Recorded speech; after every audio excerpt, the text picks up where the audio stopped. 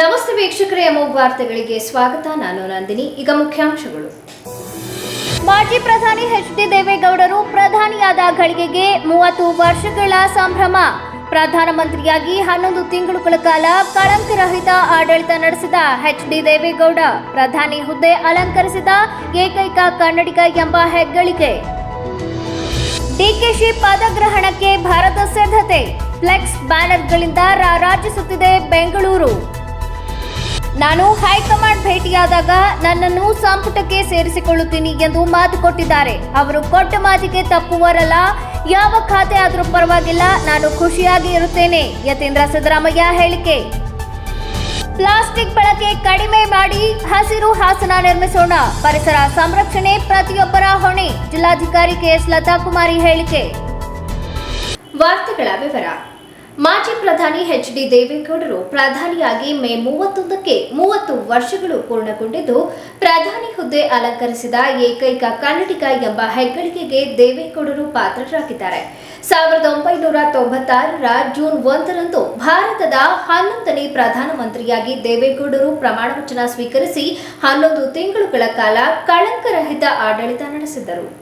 1996ರ June 1ರಂದು ಭಾರತದ 11ನೇ ಪ್ರಧಾನಮಂತ್ರಿಯಾಗಿ ದೇವೇಗೌಡರು ಪ್ರಮಾಣ ವಚನ ಸ್ವೀಕರಿಸಿ 11 ತಿಂಗಳುಗಳ ಕಾಲ ಕಳಂಕರಹಿತ ಆಡಳಿತ ನಡೆಸಿದ್ದರು. ಕಾಂಗ್ರೆಸ್ ಪಕ್ಷವು ತೃತೀಯ ರಂಗಕ್ಕೆ ನೀಡಿದ್ದ ಬೆಂಬಲ ವಾಪಸ್ಸು ಪಡೆದ ಹಿನ್ನೆಲೆಯಲ್ಲಿ ಲೋಕಸಭೆಯಲ್ಲಿ ಬಹುಮತ ಸಾಬೀತಾಗದೆ 1997ರ ಏಪ್ರಿಲ್ 21ರಂದು ಅವರು ಪ್ರಧಾನಿ ಹುದ್ದೆಯಿಂದ ನಿರ್ಗಮಿಸಿದರು. ಕರ್ನಾಟಕದ ಮುಖ್ಯಮಂತ್ರಿಯಾಗಿದ್ದ ದೇವೇಗೌಡರಿಗೆ ತಾವು ಬಯಸದೇ ಇದ್ದರೂ ತೃತೀಯ ರಂಗದ ನಾಯಕತ್ವ ವಹಿಸಲು ಮತ್ತು ಪ್ರಧಾನಮಂತ್ರಿ ಗದ್ದುಗೆಗೇರುವ ಅವಕಾಶ 1996ರ ಮೇನಲ್ಲಿ ಒದಗಿ ಬಂದಿತ್ತು. ಪ್ರಧಾನಮಂತ್ರಿಯಾಗಿ ಪ್ರಮಾಣ ವಚನ ಸ್ವೀಕರಿಸಲು 1996ರ ಮೇ 30ರಂದು ಕರ್ನಾಟಕ ಮುಖ್ಯಮಂತ್ರಿ ಹುದ್ದೆಗೆ ದೇವೇಗೌಡರು ರಾಜೀನಾಮೆ ನೀಡಿದ್ದರು. ಪ್ರಧಾನಿಯಾಗಿ ಜಾರಿಗೆ ತಂದ ತ್ವರಿತ ನೀರಾವರಿ ಯೋಜನೆ ರೈತ ಸಮುದಾಯಕ್ಕೆ ದೊರೆತ ಬಹು ದೊಡ್ಡ ಕೊಡುಗೆಯಾಯಿತು. ಮುಖ್ಯಮಂತ್ರಿಯಾಗಿದ್ದಾಗ ಜಾರಿಗೆ ತಂದ ಮಹಿಳಾ ಮೀಸಲಾತಿಯು ರಾಷ್ಟ್ರಕ್ಕೆ ಮಾದರಿಯಾಯಿತು. ಶಾಸನ ಸಭೆಗಳಲ್ಲಿ ಮಹಿಳಾ ಮೀಸಲಾತಿ ಜಾರಿಗೆ ತರುವ ಪ್ರಯತ್ನಕ್ಕೆ ನಾಂದಿ ಹಾಡಿತು. ಮುಖ್ಯಮಂತ್ರಿ ಹಾಗೂ ಪ್ರಧಾನಮಂತ್ರಿಯಾಗಿ ಮಾಡಿರುವ 10 ಹಲವು ಕಾರ್ಯಗಳು ಜನರ ಮನಸ್ಸಿನಲ್ಲಿವೆ ಎಂದರೆ ತಪ್ಪಾಗಲಾರದು. ಎಚ್.ಡಿ. ದೇವೇಗೌಡರು 1933ರ ಮೇ 18ರಂದು ಕರ್ನಾಟಕದ ಹಾಸನ ಜಿಲ್ಲೆಯ ಹೊಳೆನರಸೀಪುರ ತಾಲೂಕಿನ ಹರದನಹಳ್ಳಿ ಗ್ರಾಮದಲ್ಲಿ ಜನಿಸಿದರು. ಸಿವಿಲ್ ಎಂಜಿನಿಯರಿಂಗ್ ಡಿಪ್ಲೊಮಾ ಪಡೆದಿರುವ ದೇವೇಗೌಡರು 20 ವರ್ಷದ ಯುವಕರಿದ್ದಾಗಲೇ ಸಕ್ರಿಯ ರಾಜಕಾರಣಕ್ಕೆ ಧುಮುಕಿದರು. ಮಧ್ಯಮ ವರ್ಗದ ಕೃಷಿಕ ಕುಟುಂಬದ ಹಿನ್ನೆಲೆಯಿಂದ ಬಂದ ಗೌಡರಿಗೆ ರೈತನ ಬದುಕಿನ ಕಷ್ಟಗಳು ಚೆನ್ನಾಗಿ ಅರ್ಥವಾಗಿದ್ದವು. ಯುವ ಗೌಡರು ಬಡ ರೈತರು, ಸೌಲಭ್ಯ ವಂಚಿತರು ಹಾಗೂ ಸಮಾಜದ ದುರ್ಬಲ ವರ್ಗಗಳ ಒಳಿತಿಗಾಗಿ ತಾವೊಬ್ಬ ಹೋರಾಟಗಾರನಾಗುವುದಾಗಿ ಘೋಷಿಸಿದರು. ಪ್ರಜಾಸತ್ತಾತ್ಮಕ ವ್ಯವಸ್ಥೆಯ ಕೆಳ ಸ್ತರದಿಂದ ಆರಂಭಿಸಿದ ಅವರ ಹೋರಾಟದ ಬದುಕು ರಾಜಕೀಯ ರಂಗದಲ್ಲಿ ಹಂತ ಹಂತವಾಗಿ ಮೇಲೇರಿತು.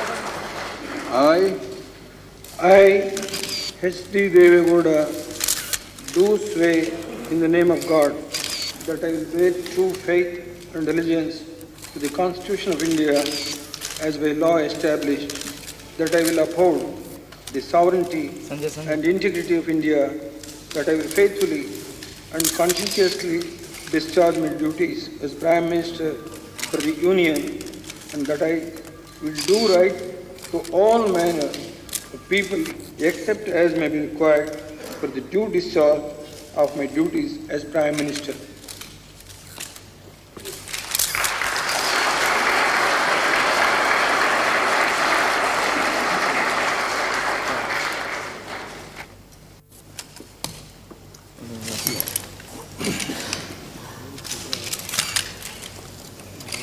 ಡಿಕೆ ಶಿವಕುಮಾರ್ ಮುಖ್ಯಮಂತ್ರಿಯಾಗಿ ಪ್ರಮಾಣ ವಚನ ಸ್ವೀಕಾರ ಸಮಾರಂಭಕ್ಕೆ ಬೆಂಗಳೂರಿನಲ್ಲಿ ಭರ್ಜರಿ ಸಿದ್ಧತೆಗಳು ನಡೆದಿವೆ. ಲೋಕಭವನದಲ್ಲಿ ಸಂಜೆ 4:05ಕ್ಕೆ ಮುಖ್ಯಮಂತ್ರಿ ಹಾಗೂ ಸಂಪುಟದ ಸಚಿವರ ಪ್ರಮಾಣ ವಚನ ಸ್ವೀಕಾರ ಸಮಾರಂಭ ನಡೆಯಲಿದೆ. ಇದಕ್ಕಾಗಿ ನಗರಾದ್ಯಂತ ಫ್ಲೆಕ್ಸ್ ಬ್ಯಾನರ್ಗಳು ರಾರಾಜಿಸುತ್ತಿವೆ. ಲೋಕಭವನದ ಗಾಜಿನ ಮನೆಯಲ್ಲಿ ವೇದಿಕೆ ಸಜ್ಜುಗೊಂಡಿದ್ದು, ಎಐಸಿಸಿ ಅಧ್ಯಕ್ಷ ಮಲ್ಲಿಕಾರ್ಜುನ ಖರ್ಗೆ, ಲೋಕಸಭೆಯ ವಿರೋಧ ಪಕ್ಷದ ನಾಯಕ ರಾಹುಲ್ ಗಾಂಧಿ, ಸಂಸದೆ ಪ್ರಿಯಾಂಕಾ ಗಾಂಧಿ, ಎಐಸಿಸಿ ಪ್ರಧಾನ ಕಾರ್ಯದರ್ಶಿಗಳಾದ ಕೆಸಿ ವೇಣುಗೋಪಾಲ್, ರಾಜ್ಯ ಉಸ್ತುವಾರಿ ರಣದೀಪ್ ಸಿಂಗ್ ಸುರ್ಜೇವಾಲಾ ಸೇರಿದಂತೆ ಪ್ರಮುಖ ನಾಯಕರು ಭಾಗವಹಿಸುವ ಸಾಧ್ಯತೆ ಇದೆ. ಲೋಕಭವನದ ಹೊರಗೆ ರಸ್ತೆ ಸಂಚಾರವನ್ನು ಸ್ಥಗಿತಗೊಳಿಸಿ ಬ್ಯಾರಿಕೇಡ್ ಹಾಕಲಾಗಿದೆ. ಸಮಾರಂಭದ ವೀಕ್ಷಣೆಗೆ ಅನುಕೂಲವಾಗಲು ದೊಡ್ಡ ದೊಡ್ಡ ಎಲ್ಇಡಿ ಪರದೆಗಳನ್ನು ಅಳವಡಿಸಲಾಗುತ್ತಿದೆ.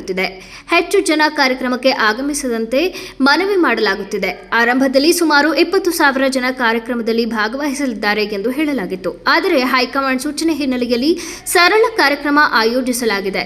ಫ್ಲೆಕ್ಸ್ ಬ್ಯಾನರ್ಗಳ ಮೂಲಕ ಬೆಂಗಳೂರಿನ ಅಂದ ಕೆಡಿಸಬೇಡಿ ಎಂದು ಡಿಕೆ ಶಿವಕುಮಾರ್ ಹಲವು ಬಾರಿ ಮಾಡಿರುವ ಮನವಿಗೂ ಕಾಂಗ್ರೆಸ್ ಕಾರ್ಯಕರ್ತರು ಕ್ಯಾರೆ ಎಂದಿಲ್ಲ. ಬೆಂಗಳೂರಿನ ಎಲ್ಲ ಮುಖ್ಯ ರಸ್ತೆಗಳು ಹಾಗೂ ವೃತ್ತಗಳಲ್ಲಿ ಫ್ಲೆಕ್ಸ್ ಬ್ಯಾನರ್ಗಳು ರಾರಾಜಿಸುತ್ತಿವೆ. ಸಣ್ಣ ಪುಟ್ಟ ನಾಯಕರಿಂದ ಹಿಡಿದು ದೊಡ್ಡ ದೊಡ್ಡ ನಾಯಕರವರೆಗೂ ಫೋಟೋ ಸಹಿತ ಬ್ಯಾನರ್ಗಳ ಮೂಲಕ ಶುಭಾಶಯ ತಿಳಿಸಿದ್ದಾರೆ. ಡಿಕೆ ಶಿವಕುಮಾರ್ ನೇತೃತ್ವದಲ್ಲಿ ರಚನೆಯಾಗುವ ಸಂಪುಟದಲ್ಲಿ ನನಗೆ ಸ್ಥಾನ ಸಿಕ್ಕೇ ಸಿಗುತ್ತದೆ. ರಾಹುಲ್ ಗಾಂಧಿ ಮಾತು ಕೊಟ್ಟಿದ್ದಾರೆ ಎಂದು ಯತೀಂದ್ರ ಸಿದ್ದರಾಮಯ್ಯ ಹೇಳಿದ್ದಾರೆ. ನೂತನ ಸರ್ಕಾರದ ಸಚಿವ ಸಂಪುಟಕ್ಕೆ ಯಾರನ್ನೆಲ್ಲ ಸೇರಿಸಿಕೊಳ್ಳಬೇಕು ಎಂದು ಹೈಕಮಾಂಡ್ ನಿರ್ಧಾರ ಮಾಡುತ್ತಿದೆ. ನನಗೆ ಉಪಮುಖ್ಯಮಂತ್ರಿಯಾಗೋಕೆ ಇಷ್ಟವಿಲ್ಲ, ನಿರ್ದಿಷ್ಟ ಖಾತೆ ಕೊಡಿ ಅಂತಾನೂ ಕೇಳಿಲ್ಲ. ಕಳೆದ ಬಾರಿ ನಾನು ಹೈಕಮಾಂಡ್ ಭೇಟಿಯಾಗಿದ್ದಾಗ ರಾಹುಲ್ ಗಾಂಧಿ ಅವರು ನನ್ನನ್ನು ಸಂಪುಟಕ್ಕೆ ಸೇರಿಸಿಕೊಳ್ಳುತ್ತೀನಿ ಎಂದು ಮಾತು ಕೊಟ್ಟಿದ್ದಾರೆ. ಅವರು ಕೊಟ್ಟ ಮಾತಿಗೆ ತಪ್ಪುವರಲ್ಲ. ಯಾವ ಖಾತೆ ಆದರೂ ಪರವಾಗಿಲ್ಲ, ನಾನು ಖುಷಿಯಾಗಿ ಇರುತ್ತೇನೆ ಎಂದು ಹೇಳಿದರು. ನಮ್ಮ ಹೊಸ ಮುಖ್ಯಮಂತ್ರಿ ಆಗುವಂತಹ ಡಿ.ಕೆ. ಶಿವಕುಮಾರ್ ಸರ್ ಅವ್ರನ್ನ ಬರೀ ವಿಧಾನಸೌಧದಲ್ಲಿ ಮೀಟ್ ಮಾಡಿದ್ದು ಮತ್ತೆ ಎಲ್ಲೋ ದಾರಿಲಿ ಮೀಟ್ ಮಾಡಿದ್ದಷ್ಟೇ. ಅವ್ರ ಆಫೀಸ್ ಹೊತ್ತು ಮನೆಗೆ ಬಂದು ಅವ್ರನ್ನ ಕಂಗ್ರಾಚುಲೇಟ್ ಮಾಡಕ್ ಆಗಿಲ್ಲ. ಅದಕ್ಕೆ ಶುಭಾಶಯಗಳನ್ನು ತಿಳಿಸೋಣ ಅಂತ ಹೇಳಿ ಬಂದಿದ್ದೆ. ಮಾತುಕತೆ ಏನಾಗಿಲ್ಲ. SR ಬಗ್ಗೆ, ನಮ್ಮ ಮೈಸೂರು ಜಿಲ್ಲೆ ರಾಜಕೀಯದ ಬಗ್ಗೆ ಒಂದಿಷ್ಟು ಮಾತನಾಡ್ತಾರೆ ಅಷ್ಟೇ. ಮಂತ್ರಿ ಆಕಾಂಕ್ಷಿ ಇದ್ದೀನಿ, ಮಂತ್ರಿ ಮಾಡ್ತಾರೆ ಅಂತ ಕೂಡ ಹೈಕಮಾಂಡ್ ಅವರು ಭರವಸೆ ಕೊಟ್ಟಿದ್ದಾರೆ. ಸೊ ಹಾಗಾಗಿ ನಿರೀಕ್ಷೆಲಿದೆ. ಡಿಸಿಎಂ ಪ್ರಸ್ತಾವನೆ ಬೇಡಿಕೆನೂ ಇಟ್ಟಿಲ್ಲ ನಾವು. ಹೈಕಮಾಂಡ್ ಅವರು ಏನ್ ಮಾಡ್ತಾರೆ ಅದು ಕೂಡ ಗೊತ್ತಿಲ್ಲ. ಪರಿಸರ ಮಾಲಿನ್ಯ, ಪ್ಲಾಸ್ಟಿಕ್ ತ್ಯಾಜ್ಯ ಹಾಗೂ ಕಸದ ಅಸಮರ್ಪಕ ನಿರ್ವಹಣೆ ಇಂದು ಎಲ್ಲೆಡೆ ಗಂಭೀರ ಸಮಸ್ಯೆಯಾಗಿ ಪರಿಣಮಿಸಿದ್ದು, ಪರಿಸರ ಸಂರಕ್ಷಣೆ ಕೇವಲ ಸರ್ಕಾರದ್ದಲ್ಲ, ಪ್ರತಿಯೊಬ್ಬ ನಾಗರಿಕರು ತಮ್ಮ ಜವಾಬ್ದಾರಿಯನ್ನ ಅರಿತುಕೊಂಡರೆ ಸ್ವಚ್ಛ ಮತ್ತು ಸುಂದರ ಪರಿಸರ ನಿರ್ಮಾಣ ಸಾಧ್ಯ ಎಂದು ಜಿಲ್ಲಾಧಿಕಾರಿ ಕೆಎಸ್ ಲತಾ ಕುಮಾರಿ ತಿಳಿಸಿದರು.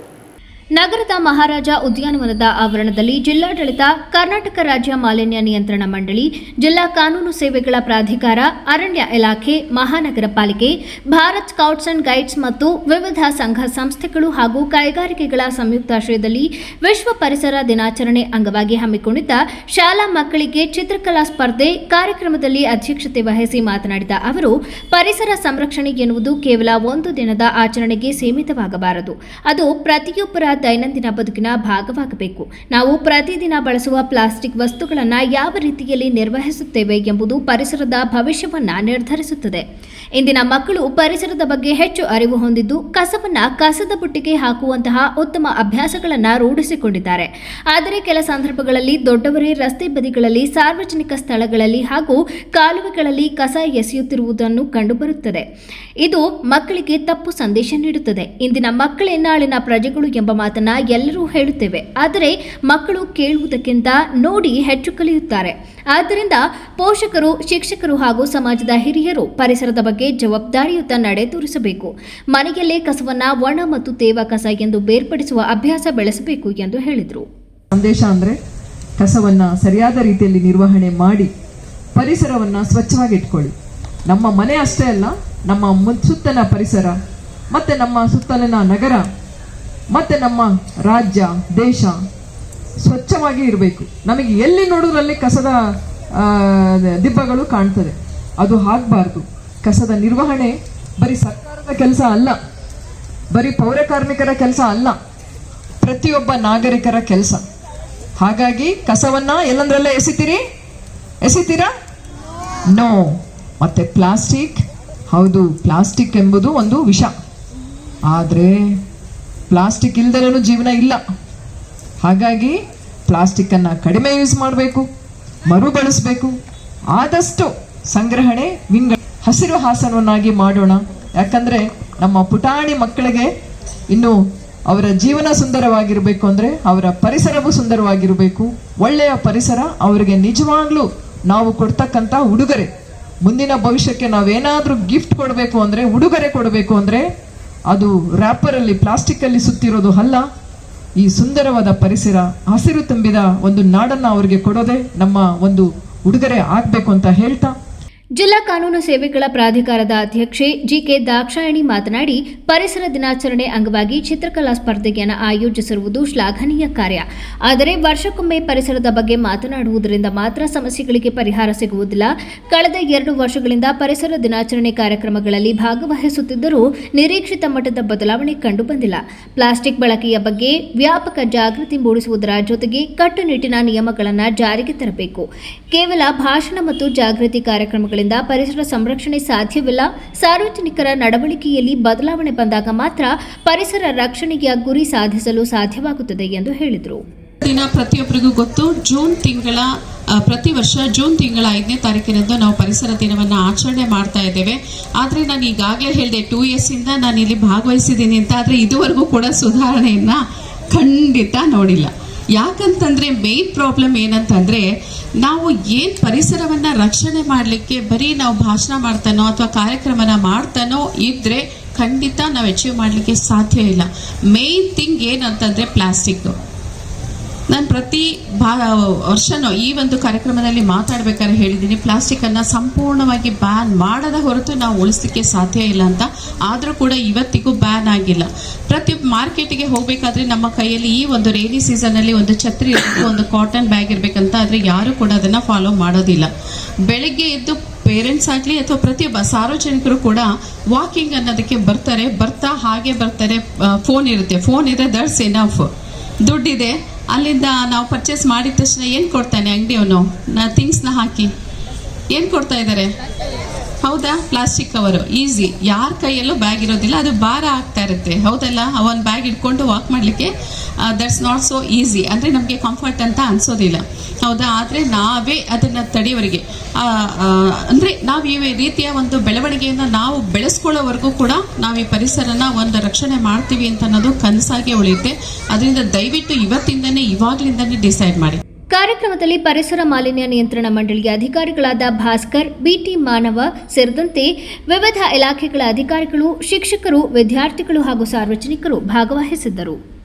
ರಾಜಕೀಯ ಬೆಳವಣಿಗೆಗಳ ಹಿನ್ನೆಲೆಯಲ್ಲಿ ದೆಹಲಿಯಲ್ಲಿ ತಂಗಿರುವ ಮುಖ್ಯಮಂತ್ರಿ ಸಿದ್ದರಾಮಯ್ಯ ಅವರ ಸುತ್ತಮುತ್ತ ಸಂಪುಟ ಸೇರುವ ಆಕಾಂಕ್ಷಿಗಳು ಸುತ್ತುವರೆದಿದ್ದರು. ಬೆಳಗ್ಗೆ ಸಿದ್ದರಾಮಯ್ಯ ಅವರು ದೆಹಲಿಯ ಸರವಣ ಭವನದಲ್ಲಿ ಉಪಹಾರ ಸೇವಿಸಲು ತೆರಳಿದ ಸಂದರ್ಭದಲ್ಲಿ ಅವರ ಜೊತೆ ಮಾಜಿ ಸಚಿವರಾದ doctor H C. Mahadevappa, K J George, Satish Jarkiholi, Byrathi Suresh, R B. Timmapur, doctor M C. Sudhakar, Puttaranga Shetty, ಶಾಸಕರಾದ ಅಪ್ಪಾಜಿ ನಾಡಗೌಡ, ಕೋನರೆಡ್ಡಿ, ಪಿಎಂ ಅಶೋಕ್, ಎಆರ್ ಕೃಷ್ಣಮೂರ್ತಿ, ವಿಧಾನ ಪರಿಷತ್ ಸದಸ್ಯರಾದ ಎಂಆರ್ ಸೀತಾರಾಮ್, ಐವಾನ್ ಡಿಸೋಜಾ ಸೇರಿದಂತೆ ಹಲವಾರು ಮಂದಿ ಉಪಸ್ಥಿತರಿದ್ದರು. ರಾಜ್ಯ ಸರ್ಕಾರವು ಖಾಸಗಿ ಶಾಲೆಗಳಿಗೆ ಪರ್ಯಾಯವಾಗಿ ಹಾಗೂ ಬಡ ವಿದ್ಯಾರ್ಥಿಗಳಿಗೆ ಗುಣಮಟ್ಟದ ಶಿಕ್ಷಣ ಒದಗಿಸುವ ಉದ್ದೇಶದಿಂದ ಜಾರಿಗೆ ತಂದಿರುವ ಕರ್ನಾಟಕ ಪಬ್ಲಿಕ್ ಸ್ಕೂಲ್ ಯೋಜನೆಯಡಿ ಅರೇಹಳ್ಳಿ ಪಟ್ಟಣದಲ್ಲಿ ಶಾಲೆ ಆರಂಭಗೊಂಡಿದೆ. ಶಾಲಾ ಪ್ರಾರಂಭೋತ್ಸವದ ಅಂಗವಾಗಿ ಹೊಸದಾಗಿ ದಾಖಲಾದ ಎಲ್ಕೆಜಿ ವಿದ್ಯಾರ್ಥಿಗಳನ್ನು ಹೂ ನೀಡಿ ಸ್ವಾಗತಿಸಿ ಅಕ್ಷರಾಭ್ಯಾಸ ಕಾರ್ಯಕ್ರಮಕ್ಕೆ ಚಾಲನೆ ನೀಡಲಾಯಿತು. ಕಾರ್ಯಕ್ರಮದಲ್ಲಿ ಭಾಗವಹಿಸಿದ್ದ ಶಾಸಕ ಎಚ್.ಕೆ. ಸುರೇಶ್ ಮಾತನಾಡಿ, ಅಕ್ಷರಾಭ್ಯಾಸವು ಮಕ್ಕಳಿಗೆ ಜ್ಞಾನದ ಲೋಕದ ಪರಿಚಯ ಮಾಡಿಕೊಡುವ ಭಾರತೀಯ ಸಂಸ್ಕೃತಿ ಮತ್ತು ಪರಂಪರೆಯ ಪ್ರತೀಕವಾಗಿದೆ. ನಾಡಿನ ಅನೇಕ ಪೋಷಕರು ತಮ್ಮ ಮಕ್ಕಳಿಗೆ ಶೃಂಗೇರಿ ಸೇರಿದಂತೆ ವಿವಿಧ ಪುಣ್ಯಕ್ಷೇತ್ರಗಳಲ್ಲಿ ಅಕ್ಷರಾಭ್ಯಾಸ ಮಾಡಿಸುವ ಸಂಪ್ರದಾಯವನ್ನು ಅನುಸರಿಸುತ್ತಾರೆ. ಆದರೆ ಅಂತಹ ಕ್ಷೇತ್ರಗಳಿಗೆ ತೆರಳಲು ಸಾಧ್ಯವಾಗದ ಪೋಷಕರಿಗೆ ಶಿಕ್ಷಕರು, ಶಾಲಾ ಅಭಿವೃದ್ಧಿ ಸಮಿತಿ ಹಾಗೂ ಅಧಿಕಾರಿಗಳ ಸಮ್ಮುಖದಲ್ಲಿ ಅಕ್ಷರಾಭ್ಯಾಸ ಕಾರ್ಯಕ್ರಮ ಆಯೋಜಿಸಿರುವುದು ಶ್ಲಾಘನೀಯ ಕಾರ್ಯ ಎಂದು ಹೇಳಿದರು.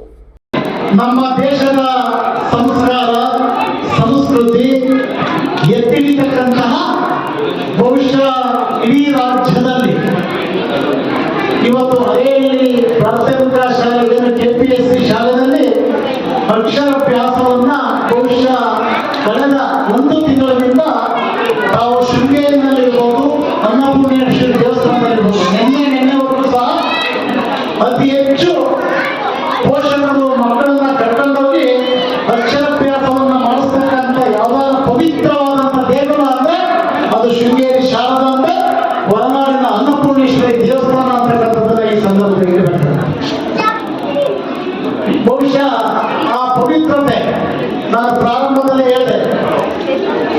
ತಾಯಿ ಸರಸ್ವತಿ ಶಾರದಾಂಬೆ ಅನ್ನಪೂರ್ಣೇಶ್ವರಿಯನ್ನ ಸ್ಮರಣೆಯನ್ನ ಮಾಡಿ ಈ ಕಾರ್ಯಕ್ರಮಕ್ಕೆ ಚಾಲನೆಯನ್ನ ಕೊಟ್ಟಿದ್ದು ತಾವೆಲ್ಲ ನೋಡಿದ್ದೀವಿ.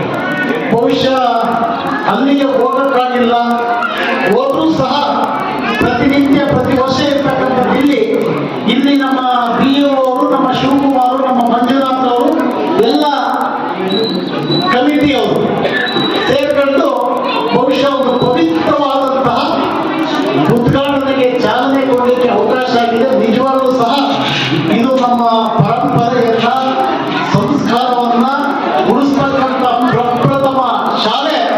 ಅದು ವಿಶ್ವವಿಖ್ಯಾತ ಆಗಿರ್ತಕ್ಕಂಥ ಬೇಲೂರಿಗೆ ಇತಿಹಾಸ ಇದೆ. ಇತಿಹಾಸ ಇರ್ತಕ್ಕಂಥ ಮತ್ತೊಮ್ಮೆ ಅದೇ ರೀತಿಯಲ್ಲಿ ನಾವು ಇವತ್ತು ಮಾಡಿದ್ವಿ. ಇದಕ್ಕೆ ಇತಿಹಾಸನೇ ಒಂದು ಪ್ರಮುಖ ಕಾರಣ ಅಂತಕ್ಕಂಥದ್ದನ್ನು ನಾನು ಈ ಸಂದರ್ಭದಲ್ಲಿ ಈ ಸಂದರ್ಭದಲ್ಲಿ ಕೆಪಿಎಸ್ ಉಪ ಪ್ರಾಂಶುಪಾಲ ಶಿವಕುಮಾರ್ SN, ಕ್ಷೇತ್ರ ಶಿಕ್ಷಣಾಧಿಕಾರಿ ಭಾಗಮ್ಮ S, ಶಾಲೆಯ ಪ್ರಾಂಶುಪಾಲ ಮಂಜುನಾಥ HS, ಶಾಲಾ ಅಭಿವೃದ್ಧಿ ಸಮಿತಿಯ ಅಧ್ಯಕ್ಷ ಪಾಲಕ್ಷ, ಉಪಾಧ್ಯಕ್ಷ ವಿಜಯರಾಜು, ಖಜಾಂಚಿ ಸೋಮನಾಥ, PDO ಚಂದ್ರಯ್ಯ, ಶಿಕ್ಷಕರು, ಪೋಷಕರು ಹಾಗೂ ಸಾರ್ವಜನಿಕರು ಉಪಸ್ಥಿತರಿದ್ದರು. ಮಾಜಿ ಸಚಿವ ದಿವಂಗತ HC ಶ್ರೀಕಂಠಯ್ಯನವರ ಜನ್ಮ ಶತಮಾನೋತ್ಸವದ ಅಂಗವಾಗಿ ಪಟ್ಟಣದಲ್ಲಿ ಆಯೋಜಿಸಿರುವ ರಾಷ್ಟ್ರಮಟ್ಟದ ವಾಲಿಬಾಲ್ ಪಂದ್ಯಾವಳಿಯ ಸಿದ್ಧತಾ ಕಾರ್ಯಗಳನ್ನು HC ಲಲಿತ್ ರಾಘವ್ ವೀಕ್ಷಣೆ ನಡೆಸಿದರು. ಪಟ್ಟಣದ ಮಾಧ್ಯಮಿಕ ಶಾಲಾ ಆವರಣದಲ್ಲಿ ಜೂನ್ 5ರಿಂದ 7ರವರೆಗೆ ನಡೆಯಲಿರುವ ರಾಷ್ಟ್ರಮಟ್ಟದ ಅಣ್ಣಯ್ಯ ಕಪ್ ವಾಲಿಬಾಲ್ ಪಂದ್ಯಾವಳಿಗೆ ಅಗತ್ಯ ಸಿದ್ಧತಾ ಕಾರ್ಯಗಳು ನಡೆಯುತ್ತಿದ್ದು, ಜೂನ್ 5ರಂದು ಉದ್ಘಾಟನೆಗೊಳ್ಳಲಿರುವ ಪಂದ್ಯಾವಳಿಗಾಗಿ ಗ್ಯಾಲರಿ ಅಳವಡಿಕೆ ಕಾರ್ಯ ನಡೆಯುತ್ತಿದ್ದು, HC ಶ್ರೀಕಂಠಯ್ಯನವರ ಮೊಮ್ಮಗ HC ಲಲಿತ್ ರಾಘವ್ ನೇತೃತ್ವದಲ್ಲಿ 3 ದಿನಗಳು ನಡೆಯುವ ಪಂದ್ಯಾವಳಿಗೆ 4,000 ಮಂದಿ ಆಸೀನರಾಗಬಹುದಾದ ಗ್ಯಾಲರಿ ನಿರ್ಮಾಣ ಕಾರ್ಯ ನಡೆಯುತ್ತಿದೆ. ಪಟ್ಟಣಕ್ಕೆ ಆಗಮಿಸಿದ ಅವರು ಸಿದ್ಧತಾ ಕಾರ್ಯಕ್ರಮವನ್ನು ವೀಕ್ಷಿಸಿ ಕೆಲ ಅಗತ್ಯ ಸಲಹೆಗಳನ್ನು ನೀಡಿದರು. ಈ ವೇಳೆ ಮಾತನಾಡಿದ ಅವರು, ತಮ್ಮ ತಾತನವರ ಜನ್ಮ ಶತಮಾನೋತ್ಸವವು ಜುಲೈ 18ರಂದು ನಡೆಯಲಿದ್ದು, ಸಮಾರಂಭಕ್ಕೆ ಮುಖ್ಯಮಂತ್ರಿ DK ಶಿವಕುಮಾರ್ ಆಗಮಿಸುವ ನಿರೀಕ್ಷೆ ಇದೆ. ಶತಮಾನೋತ್ಸವ ಆಚರಣೆಗೂ ಮುನ್ನ ತಾಲೂಕಿನಲ್ಲಿ HC ಶ್ರೀಕಂಠಯ್ಯನವರ ಹೆಸರಿನಲ್ಲಿ ಹಲವು ಸಮಾಜಮುಖಿ ಕಾರ್ಯಕ್ರಮಗಳನ್ನು ನಡೆಸುತ್ತಿದ್ದೇವೆ. ಈಗಾಗಲೇ ತಾಲೂಕಿನ 2,000 ವಿದ್ಯಾವಂತ ನಿರುದ್ಯೋಗಿಗಳಿಗೆ, ಯುವಕರಿಗೆ ಕೌಶಲ್ಯ ತರಬೇತಿ, ಇಂಗ್ಲಿಷ್ ಸ್ಪೀಕಿಂಗ್ ಕೋರ್ಸ್, ಕಂಪ್ಯೂಟರ್ ಕಲಿಕೆಯಂತಹ ತರಬೇತಿ ಕಾರ್ಯಕ್ರಮಗಳು ನಡೆಯುತ್ತಿವೆ. ಕ್ರೀಡಾಭಿಮಾನಿಗಳಿಗಾಗಿ ಜೂನ್ 5ರಿಂದ 7ರವರೆಗೆ 3 ದಿನಗಳು ರಾಷ್ಟ್ರಮಟ್ಟದ ವಾಲಿಬಾಲ್ ಪಂದ್ಯಾವಳಿ ಅಣ್ಣಯ್ಯ ಕಪ್ ಆಯೋಜನೆ ಮಾಡಲಾಗಿದೆ ಎಂದು ಹೇಳಿದರು. ಈ ವರ್ಷ ನಮ್ಮ ತಾತನ 3ನೇ ವರ್ಷ ಹುಟ್ಟುಹಬ್ಬ ಇದೆ. ಇದೇ ಜುಲೈ 15ನೇ ತಾರೀಕು. ಆ ಪ್ರಯುಕ್ತವಾಗಿ ಪ್ರತಿ ತಿಂಗಳು ನನ್ನ ಕೈಲಿ ಆಗದೆ ಏನಾರು ಒಂದು ಮಾಡಬೇಕು ಅಂತ ಡಿಸೈಡ್ ಮಾಡಿದ್ದೆ. ನಾವು ನಮ್ಮ ಕುಟುಂಬದ ವೈಯಕ್ತಿಯಿಂದ ಅದೇ ಆಗಿ ಇವಾಗ ಹೋದ ತಿಂಗಳಿಂದ ಒಂದು ಕಂಪ್ಯೂಟರ್ ಟ್ರೈನಿಂಗು ಮತ್ತು ಸ್ಪೋಕನ್ ಇಂಗ್ಲೀಷು, ಬ್ಯಾಲ್ಕಲ್ ಟ್ರೈನಿಂಗ್ ಕೊಡಿಸ್ತಾ ಇದ್ವಿ. ಇವತ್ತು ಇದೇ ತಿಂಗಳು 5, 6, 7 ಒಂದು ಅಣ್ಣಯ್ಯ ಕಪ್ ಅಂತ ಒಂದು ವಾಲಿಬಾಲ್ ನಡೆಸ್ತಾ ಇದ್ದೀವಿ. ಸೊ ದಯಮಾಡಿ ಜಾಸ್ತಿ ಸಂಖ್ಯೆಯಲ್ಲಿ ಜನಸಂಖ್ಯೆಯಲ್ಲಿ ಇಲ್ಲಿ ಬಂದು ಈ ಕಾರ್ಯಕ್ರಮನ ಯಶಸ್ವಿಗಳು ಮಾಡ್ಕೊಳ್ಬೇಕು ಅಂತ ನಾನು ನಿಮ್ಮನ್ನು ಕೇಳ್ಕೊತೀನಿ. ಈ ಸಂದರ್ಭದಲ್ಲಿ ಜಿಲ್ಲಾ ಪಂಚಾಯಿತಿ ಮಾಜಿ ಉಪಾಧ್ಯಕ್ಷ HS ವಿಜಯಕುಮಾರ್, HC ಶ್ರೀಕಂಠಯ್ಯ ಸೇವಾ ಸಮಿತಿ ಅಧ್ಯಕ್ಷ VG ಅಶೋಕ್, ಪದಾಧಿಕಾರಿಗಳಾದ CT ಅಶೋಕ್ ಕುಮಾರ್, ಮುಖಂಡರಾದ ಗೌಡಗೆರೆ ಕೇಶವ, ಅಗ್ರಹಾರ ಗಿರೀಶ್, KG ಬಾಬು, ಶಿವರ ಪುನೀತ್, ಗಣೇಶ್ ಸೇರಿ ಇತರರು ಹಾಜರಿದ್ದರು. ಈಗ ಜಾಹೀರಾತು. ಅಜ್ಜಿಯ ಅಡುಗೆ ಅವಳ ಕೈ ರುಚಿಯೊಳಗೆ ನಿಮ್ಮ ಮನೆ ಅಡುಗೆಗೆ ನೈಜ ರುಚಿ ಬೇಕಾದರೆ ಕಲ್ಪ ತೆಂಗಿನೆಣ್ಣೆ. ನನ್ನ ಆರೋಗ್ಯ, ಸೌಂದರ್ಯ ಮತ್ತು ಶಕ್ತಿಯ ರಹಸ್ಯ ಕಲ್ಪ ತೆಂಗಿನೆಣ್ಣೆ. ಪ್ರತಿ ಹನಿಯಲ್ಲೂ ಶುದ್ಧತೆಯನ್ನು ಅನುಭವಿಸಿ. ಕಲ್ಪ ತೆಂಗಿನೆಣ್ಣೆ, ಇದು ಕ್ಯಾಂಪ್ಕೋ ಉತ್ಪನ್ನ. ವರ್ಷಗಳು 100 ದಿನಗಳು. ಮೇಕಿಂಗ್ ಶುಲ್ಕದಲ್ಲಿ 100% ರಿಯಾಯಿತಿ. Bhima legacy fest 100 days offer. ಚಿನ್ನ, ಬೆಳ್ಳಿ ಮತ್ತು ವಜ್ರದ ಮೇಲಿನ ಮೇಕಿಂಗ್ ಶುಲ್ಕದಲ್ಲಿ 100% ವರೆಗೆ ರಿಯಾಯಿತಿ ಪಡೆಯಿರಿ. ಮತ್ತು ಪ್ರತಿ 1 ಲಕ್ಷ ರೂಪಾಯಿ ಮೌಲ್ಯದ ವಜ್ರದ ಮೇಲೆ 24 ಕ್ಯಾರೆಟ್ ಚಿನ್ನದ ಬಾರ್ ಉಚಿತವಾಗಿ ಪಡೆಯಿರಿ. ಎಲ್ಲಾ ಭೀಮಾ ಮಳಿಗೆಗಳಲ್ಲಿ ಲಭ್ಯ. ಷರತ್ತುಗಳು ಅನ್ವಯ. ರತ್ನಂ ಸಿಲ್ಕ್ಸ್, ಹಾಸನದ ಜನಮನ ಗೆದ್ದಿರುವ ನಂಬರ್ 1 ರೇಷ್ಮೆ ಹಾಗೂ ಫ್ಯಾನ್ಸಿ ಸೀರೆಗಳ ಎಕ್ಸ್ಕ್ಲೂಸಿವ್ ಶೋರೂಮ್. ನಮ್ಮಲ್ಲಿ ಮಹಿಳೆಯರ ಮನಸೂರೆಗೊಳ್ಳುವ Kanchipuram silk sarees, Mysuru silks, pure Banaras silks, fancy ಹಾಗೂ cotton sarees, KSIC grade crepe silk, suiting and shirting, ಇನ್ನು ಹಲವಾರು ಬಗೆಯ ಸೀರೆಗಳು ನಿಮ್ಮ ಕೈಗೆಟುಕುವ ದರದಲ್ಲಿ ದೊರೆಯುತ್ತವೆ. ವರ್ಷದ 365 ದಿನಗಳಲ್ಲೂ ಹೋಲ್ಸೇಲ್ ದರದಲ್ಲಿ ಮಾರಾಟ. ಗ್ರಾಹಕರಿಗೆ ಪಾರ್ಕಿಂಗ್ ಹಾಗೂ ಶೌಚಾಲಯದ ವ್ಯವಸ್ಥೆಯೂ ಲಭ್ಯ. ಭೇಟಿ ಕೊಡಿ Ratnam silks, opposite to Rangalakshmi hospital, next to NCC office, RC road, Hassan. Phone number 9164210699 ಹಾಗೂ 08172296399. ವಿಜಯ್ ಸಿಲ್ವರ್ ಪ್ಯಾಲೇಸ್ ಬೆಳ್ಳಿಯ ಆಭರಣಗಳ ಮತ್ತು ಬೆಳ್ಳಿ ವಸ್ತುಗಳ ಎಕ್ಸ್ಕ್ಲೂಸಿವ್ ಶೋರೂಮ್. ಮೊಟ್ಟ ಮೊದಲ ಪ್ರತ್ಯೇಕ ಬೆಳ್ಳಿ ಆಭರಣಗಳ ಭಂಡಾರ ವಿಜಯ್ ಸಿಲ್ವರ್ ಪ್ಯಾಲೇಸ್. ನಮ್ಮಲ್ಲಿ ಎಲ್ಲ ಮಾದರಿಯ 92.5 ಹಾಲ್ಮಾರ್ಕ್ನ ಬೆಳ್ಳಿಯ ಆಭರಣಗಳು ದೊರೆಯುತ್ತವೆ. ಗೋಲ್ಡ್ ಪ್ಲೇಟೆಡ್ ಆಂಟಿಕ್ ನೆಕ್ಲೆಸ್ಗಳು, ಜುಮುಕಿಗಳು, ಸೊಂಟದ ಡಾಬುಗಳು, ಟೆಂಪಲ್ ಡಿಸೈನ್ ಬಳೆಗಳು, ತೋಡುಬಂದಿಗಳು, ಎಮರಾಲ್ಡ್ ವಸ್ತುಗಳು, ಪ್ರತಿನಿತ್ಯ ಹೊಸ ಹೊಸ ಡಿಸೈನ್ಗಳು ಇಲ್ಲಿ ಲಭ್ಯವಿದೆ. ದೇವರ ವಿಗ್ರಹಗಳು, ಬೆಳ್ಳಿಯ ದೀಪಗಳು, ಬೆಳ್ಳಿ ತಟ್ಟೆ, ಬೆಳ್ಳಿ ಚೊಂಬು, ಪೂಜಾ ಸಾಮಗ್ರಿಗಳು, ಬೆಳ್ಳಿಯ ದೇವರ ಮಂಟಪಗಳು ದೊರೆಯುತ್ತವೆ. Vijay silver palace, Subhash square, Devigere circle, Hassan. Contact 9060133333. The future belongs to those who prepare for it today. Jaya Techno School. Admissions now open. Welcome to a campus where smart classrooms, robotics labs, and AI-assisted learning make every day an adventure. Where coding, STEM, and 3D innovation workshops turn curious kids into confident creators.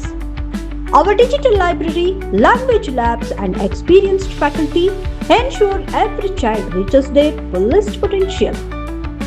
While our sports complex, arts wing, music rooms, and student wellness center make sure they thrive, not just survive. Your child's safety, always our priority. With 24/7 CCTV, GPS-tracked transport, and a fully secured campus. Jaya Techno School. Smart learning, safe campus, bright futures. Admissions are open. Seats are filling fast. Call today. Visit our campus. Secure your child's tomorrow. For more details, contact Jaya Techno School. KSRTC Layout, 60 feet road behind Central School, Alsikere Road, BT Koppal, Hassan. Mobile 9964984575, 94494000455. Website www.jayatechnoschool.in. ವೈದ್ಯಕೀಯ ಸೇವೆಯನ್ನು ಬಡ ಜನರಿಗೆ ಹಾಗೂ ಎಲ್ಲ ವರ್ಗದ ಜನರಿಗೆ ಅನುಕೂಲ ದರಗಳಲ್ಲಿ ಉತ್ತಮ ಗುಣಮಟ್ಟದ ವೈದ್ಯಕೀಯ ಸೇವೆಯನ್ನು ಒದಗಿಸುವ ಬದ್ಧತೆಯೊಂದಿಗೆ SSM ಮಲ್ಟಿ ಸ್ಪೆಷಾಲಿಟಿ ಆಸ್ಪತ್ರೆ ಕಳೆದ 2 ದಶಕಗಳಿಂದ ಕಾರ್ಯನಿರ್ವಹಿಸುತ್ತಾ ಬಂದಿದೆ. ಸಂಸ್ಥೆಯ ಮುಖ್ಯ ನಿರ್ದೇಶಕ ಡಾಕ್ಟರ್ ದಿನೇಶ್ ರವರ ದೂರದೃಷ್ಟಿ ಮತ್ತು ಸಮಾಜಮುಖಿ ಧ್ಯೇಯಗಳು ಹಾಸನ ಜನತೆಗೆ ಹಲವಾರು ಸ್ಪೆಷಾಲಿಟಿ ಮತ್ತು ಪ್ರಮುಖ ಸೂಪರ್ ಸ್ಪೆಷಾಲಿಟಿ ಸೌಲಭ್ಯಗಳನ್ನು ಸಾದರಪಡಿಸುವಲ್ಲಿ ಯಶಸ್ವಿಯಾಗಿದೆ. ಈ ಸಂಸ್ಥೆಯು ಇಂದು ಡಾಕ್ಟರ್ ಸೌಮ್ಯ ದಿನೇಶ್ ಅವರ ಸಾರಥ್ಯದಲ್ಲಿ ಇನ್ನೂ ಹೆಚ್ಚಿನ ಆರೋಗ್ಯ ಸೇವೆಗಳನ್ನು ಹಾಗೂ ಉತ್ತಮ ಶ್ರೇಣಿಯ ವ್ಯವಸ್ಥೆಯನ್ನು ಒದಗಿಸುವ ನಿಟ್ಟಿನಲ್ಲಿ ಆಸ್ಪತ್ರೆಯನ್ನು ಹಾಸನ ಜಿಲ್ಲೆಯಲ್ಲಿಯೇ ಅತ್ಯುತ್ತಮ ಆಸ್ಪತ್ರೆಯನ್ನಾಗಿ ನವೀಕರಿಸಲಾಗಿದೆ. ಇಲ್ಲಿ ದೊರೆಯುವ ಸೌಲಭ್ಯಗಳು 24x7 ತುರ್ತು ಚಿಕಿತ್ಸಾ ಸೌಲಭ್ಯಗಳು, ಅತ್ಯಾಧುನಿಕ 32 slice CT scan, ultrasound, X-ray, Doppler ಮತ್ತು ಮೆಮೊಗ್ರಫಿ ಸೌಲಭ್ಯಗಳು, ಸುಸಜ್ಜಿತ ಮೆಡಿಕಲ್ ಮತ್ತು ಸರ್ಜಿಕಲ್ ICU, ದಿನದ 24 ಗಂಟೆ ಡಯಾಲಿಸಿಸ್ ಚಿಕಿತ್ಸೆ ಮತ್ತು ಮೂತ್ರಪಿಂಡ ತಜ್ಞರು, ನವಜಾತ ಶಿಶು ಮತ್ತು ಗರ್ಭಿಣಿಯರಿಗೆ ಪ್ರತ್ಯೇಕ ಆರೈಕೆ ವಿಭಾಗ, ಉತ್ತಮ ವೈದ್ಯಕೀಯ ಸೌಲಭ್ಯಗಳನ್ನು ಒದಗಿಸಲು ಹೊರರೋಗಿ ಸೇವಾ ವಿಭಾಗ, ಉತ್ತಮ ಗಾಳಿ, ಬೆಳಕು ಮತ್ತು ಮೂಲಭೂತ ಸೌಕರ್ಯಗಳನ್ನೊಳಗೊಂಡ general ward, special ward, deluxe ward ಮತ್ತು ಸೂಟ್ ರೂಮ್ಗಳು, ನುರಿತ ಶುಶ್ರೂಷಕರು ಮತ್ತು ವೈದ್ಯಕೀಯ ಸಿಬ್ಬಂದಿಗಳು, ಎಲ್ಲ ಸರ್ಕಾರಿ ಮತ್ತು ಕಾರ್ಪೊರೇಟ್ ವಿಮಾ ಸೌಲಭ್ಯಗಳು, BPL ಮತ್ತು ಯಶಸ್ವಿನಿ ಯೋಜನೆಯಡಿಯಲ್ಲಿ ಶಸ್ತ್ರ ಚಿಕಿತ್ಸೆಗಳನ್ನು ಮಾಡಲಾಗುತ್ತದೆ. ಪ್ರತಿದಿನ ಫಿಸಿಯೋಥೆರಪಿ ಮತ್ತು ದೇಹದ ತೂಕ ಕಡಿಮೆ ಮಾಡಿಕೊಳ್ಳಲು ಡಯಟಿಷಿಯನ್ ಸಹ ಲಭ್ಯರಿದ್ದಾರೆ. ಡಾಕ್ಟರ್ ವಿನಾಯಕ್ ಎನ್, ಮುಖ್ಯ ಆಡಳಿತ ಅಧಿಕಾರಿಗಳು ಮತ್ತು ನಿರ್ದೇಶಕರು. ನಿಮ್ಮ ಎಲ್ಲಾ ರೀತಿಯ ಆರೋಗ್ಯ ಸಮಸ್ಯೆಗಳಿಗೆ ಹಿಂದೆ ಭೇಟಿ ಕೊಡಿ SSM ಮಲ್ಟಿ ಸ್ಪೆಷಾಲಿಟಿ ಆಸ್ಪತ್ರೆ. ಗೋಮತಿ ಕಲ್ಯಾಣ ಮಂಟಪ 14 ವಸಂತಗಳನ್ನು ಪೂರೈಸಿ 15ನೇ ವರ್ಷಕ್ಕೆ ಪಾದಾರ್ಪಣೆ ಮಾಡುತ್ತಿರುವ ನಮ್ಮ ಗೋಮತಿ ಕಲ್ಯಾಣ ಮಂಟಪವನ್ನ ಹೊಚ್ಚ ಹೊಸ ರೂಪದಲ್ಲಿ ನಿಮ್ಮ ಮುಂದೆ ಪ್ರಸ್ತುತಪಡಿಸುತ್ತಿದ್ದೇವೆ.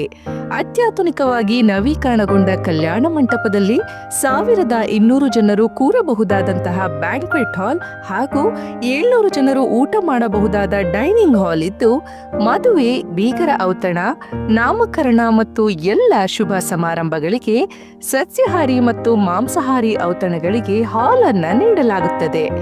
4 ಎಕರೆಗೂ ಅಧಿಕ ಜಾಗದಲ್ಲಿ ವಾಹನಗಳಿಗೆ ಉತ್ತಮವಾದ ಪಾರ್ಕಿಂಗ್ ವ್ಯವಸ್ಥೆ ಸಹ ಲಭ್ಯವಿದೆ.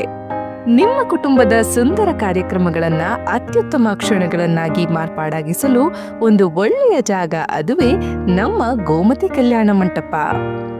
ಗೋಮತಿ ಕಲ್ಯಾಣ ಮಂಟಪ, ಕೋಟ್ ಹೊಸ ಬಸ್ ನಿಲ್ದಾಣದ ಹತ್ತಿರ, ಚನ್ನಪಟ್ಟಣ ಬಡಾವಣೆ, ಹೊಳೆನರಸೀಪುರ ರಸ್ತೆ, ಹಾಸನ. ಬುಕಿಂಗ್ ಹಾಗೂ ಹೆಚ್ಚಿನ ಮಾಹಿತಿಗಾಗಿ ಸಂಪರ್ಕಿಸಿ 9484827261 ಮತ್ತು 8970568666. ಮತ್ತೊಮ್ಮೆ ಅಮ್ಮ ವಾರ್ತೆಗಳಿಗೆ ಸ್ವಾಗತ.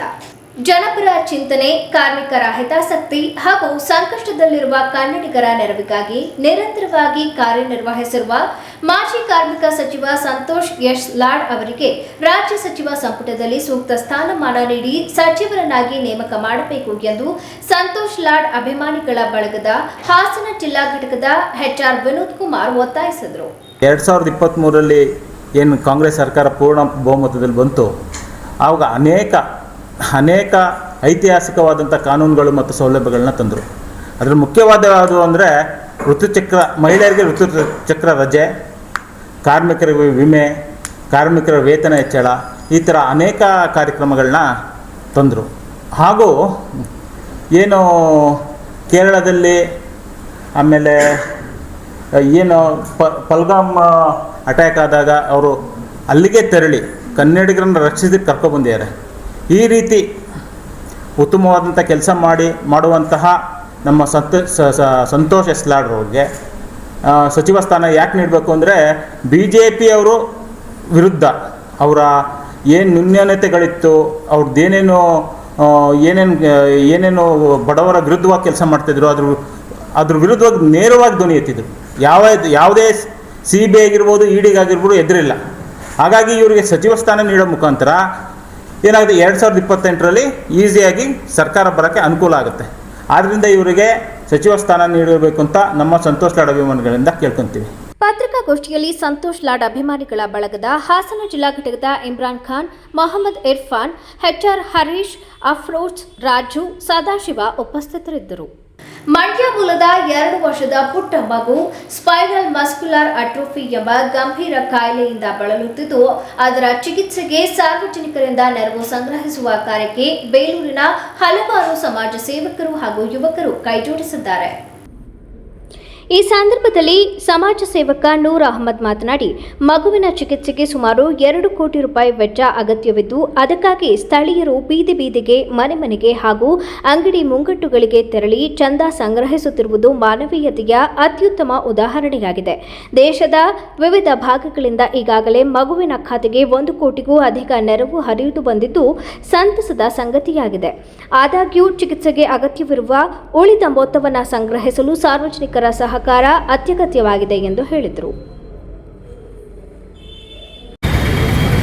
ಸಾಯಿ ಚಿರ ಮಂಡ್ಯದ ಮೂಲದ ಪುಟ್ಟ ಮಗು 2 ವರ್ಷದ ಮಾರಕ ರೋಗದಿಂದ ಬರುತ್ತಿದ್ದು, ಇದರ ಸಲಹೆ ಮೇರೆಗೆ ಸುಮಾರು 2 ಕೋಟಿ ಅವಶ್ಯಕತೆ ಇದೆ ಅಂತ ಅವರ ಪೋಷಕರು ನಮಗೆ ತಿಳಿಸಿದರು. ಕರ್ನಾಟಕದಿಂದ ಅಲ್ಲ, ದೇಶಾದ್ಯಂತ ಅವರ ಅಕೌಂಟಿಗೆ ದುಡ್ಡು 1 ಕೋಟಿಗಿಂತ ಅಧಿಕ ದುಡ್ಡು ಬಿದ್ದಿದೆ. ಇನ್ನೂ ಸ್ವಲ್ಪ ದುಡ್ಡು ಬೇಕಾಗಿದೆ. ಹಾಗಾಗಿ ನಮ್ಮ ಬೇಲೂರಿಗೆ ಬರ್ತೀವಿ ಅಂತ ಹೇಳಿದ್ರು. ನಾವು ಸಮಾನ ಮನಸ್ಕರು ಎಲ್ಲರೂ ಸೇರಿ ಸಂತೆ ಮತ್ತು ಮನೆ ಅಂಗಡಿಗೆ ಹೋಗಿ ನಾವು ಚಂದ ಎತ್ತಿ ಅವ್ರು ಕೊಟ್ಟಿದ್ದೀವಿ. ಅವರು ತಂದೆ ಚೇತನ್ ಸಹ ನಮ್ಮ ಜೊತೆ ಇದ್ದಾರೆ. ಬೇಲೂರಿನ ನಾಗರಿಕರು ತಮಗೆಲ್ಲರೂ ತಿಳಿದಿರೋ ಹಾಗೆ ಬಹಳ ಸಹೃದಯಿಗಳು. ಏನೇ ಒಂದು ಕಷ್ಟ ಅಂದಾಗ ಬಹಳ ಉತ್ತಮ ರೀತಿಯಲ್ಲಿ ಬೇಲೂರು ನಾಗರಿಕರು ಸ್ಪಂದಿಸ್ತಾ ಇದ್ದಾರೆ. ಬೇಸಿಗೆ ರಜೆಯ ನಂತರ ಸ್ಕಾಲರ್ಸ್ ಶಾಲೆ ಪುನರಾರಂಭಗೊಂಡಿದ್ದು, ವಿದ್ಯಾರ್ಥಿಗಳು ಉತ್ಸಾಹ ಹಾಗೂ ಸಂಭ್ರಮದಿಂದ ಶಾಲೆಗೆ ಆಗಮಿಸಿದರು. ಹಲವು ದಿನಗಳ ರಜೆಯ ಬಳಿಕ ತಮ್ಮ ಸ್ನೇಹಿತರು, ಶಿಕ್ಷಕರು ಹಾಗೂ ಶಾಲಾ ವಾತಾವರಣವನ್ನು ಮತ್ತೆ ಕಾಣುವ ಖುಷಿ ಮಕ್ಕಳ ಮುಖದಲ್ಲಿ ಸ್ಪಷ್ಟವಾಗಿ ಗೋಚರಿಸಿತು. ಪೋಷಕರೊಂದಿಗೆ ಶಾಲೆಗೆ ಬಂದ ಪುಟಾಣಿಗಳು ನಗುಮುಖದಿಂದ ತರಗತಿಗಳಿಗೆ ತೆರಳಿದರೆ ಶಾಲೆಯ ಆವರಣ ಮಕ್ಕಳ ಕಲರವದಿಂದ ಕಂಗೊಳಿಸಿತು. ಶಾಲೆಯನ್ನ ವಿಶೇಷವಾಗಿ ಅಲಂಕರಿಸಲಾಗಿದ್ದು ಮೊದಲನೇ ದಿನವೇ ಹಬ್ಬದ ವಾತಾವರಣ ನಿರ್ಮಾಣವಾಗಿತ್ತು. ವಿದ್ಯಾರ್ಥಿಗಳನ್ನ ಆತ್ಮೀಯವಾಗಿ ಬರಮಾಡಿಕೊಳ್ಳಲು ಶಿಕ್ಷಕ ವೃಂದವು ವಿಶೇಷ ಸಿದ್ಧತೆ ಮಾಡಿಕೊಂಡಿದ್ದು ಸಿಹಿ ಹಂಚುವ ಮೂಲಕ ಮಕ್ಕಳಿಗೆ ಸ್ವಾಗತ ಕೋರಿದರು. ಈ ಸಂದರ್ಭದಲ್ಲಿ ಶಾಲೆಯ ಕಾರ್ಯದರ್ಶಿಗಳಾದ ಮಮತಾ ಚಂದ್ರಶೇಖರ್ ಅವರು ವಿದ್ಯಾರ್ಥಿಗಳಿಗೆ ಶುಭ ಹಾರೈಸಿದರು. ಹೊಸ ಶೈಕ್ಷಣಿಕ ವರ್ಷವು ಯಶಸ್ಸು ಮತ್ತು ಸಾಧನೆಯ ವರ್ಷವಾಗಲಿ ಎಂದು ಆಶಿಸಿದರು. ಶಾಲೆಯ ಆಡಳಿತಾಧಿಕಾರಿಗಳಾದ ಡಾಕ್ಟರ್ ಎಚ್.ಎನ್. ಚಂದ್ರಶೇಖರ್ ಮಾತನಾಡಿ, ಇಂದು ನೀವು ಕಲಿಯುವ ಅಕ್ಷರ ನಾಳೆ ನಿಮ್ಮ ಬದುಕಿಗೆ ಅಕ್ಷಯ ಪಾತ್ರೆಯಾಗುತ್ತದೆ. ಪುಸ್ತಕವೇ ನಿಮ್ಮ ಮೊದಲ ಗೆಳೆಯ. ಜ್ಞಾನಕ್ಕಿಂತ ದೊಡ್ಡ ಸಂಪತ್ತು ಮತ್ತೊಂದಿಲ್ಲ. ಶ್ರದ್ಧೆ, ಶಿಸ್ತು ಮತ್ತು ಪರಿಶ್ರಮದಿಂದ ಅಧ್ಯಯನ ಮಾಡಿದರೆ ಯಶಸ್ಸು ನಿಮ್ಮದಾಗುತ್ತದೆ. ನಿಮ್ಮ ಶ್ರಮಕ್ಕೆ ಎಂದಿಗೂ ಸೋಲೆಂಬುದಿಲ್ಲ ಎಂದು ವಿದ್ಯಾರ್ಥಿಗಳಿಗೆ ಕಿವಿಮಾತು ಹೇಳಿದರು. ಶಾಲೆಯ ಪುನರಾರಂಭದ ಈ ವಿಶೇಷ ಕ್ಷಣವು ವಿದ್ಯಾರ್ಥಿಗಳು, ಪೋಷಕರು ಹಾಗೂ ಶಿಕ್ಷಕರಲ್ಲಿ ಹೊಸ ನಿರೀಕ್ಷೆ ಮತ್ತು ಉತ್ಸಾಹವನ್ನ ಮೂಡಿಸಿದ್ದು ಶೈಕ್ಷಣಿಕ ವರ್ಷದ ಆರಂಭಕ್ಕೆ ಉತ್ತಮ ವೇದಿಕೆಯಾಯಿತು. ಕೊನೆಯಲ್ಲಿ ಮತ್ತೊಮ್ಮೆ ಮುಖ್ಯಾಂಶಗಳು. ಮಾಜಿ ಪ್ರಧಾನಿ ಎಚ್.ಡಿ. ದೇವೇಗೌಡರು ಪ್ರಧಾನಿಯಾದ ಘಳಿಗೆಗೆ 30 ವರ್ಷಗಳ ಸಂಭ್ರಮ. ಪ್ರಧಾನಮಂತ್ರಿಯಾಗಿ 11 ತಿಂಗಳುಗಳ ಕಾಲ ಕಳಂಕರಹಿತ ಆಡಳಿತ ನಡೆಸಿದ ಎಚ್.ಡಿ. ದೇವೇಗೌಡ ಪ್ರಧಾನಿ ಹುದ್ದೆ ಅಲಂಕರಿಸಿದ ಏಕೈಕ ಕನ್ನಡಿಗ ಎಂಬ ಹೆಗ್ಗಳಿಕೆ.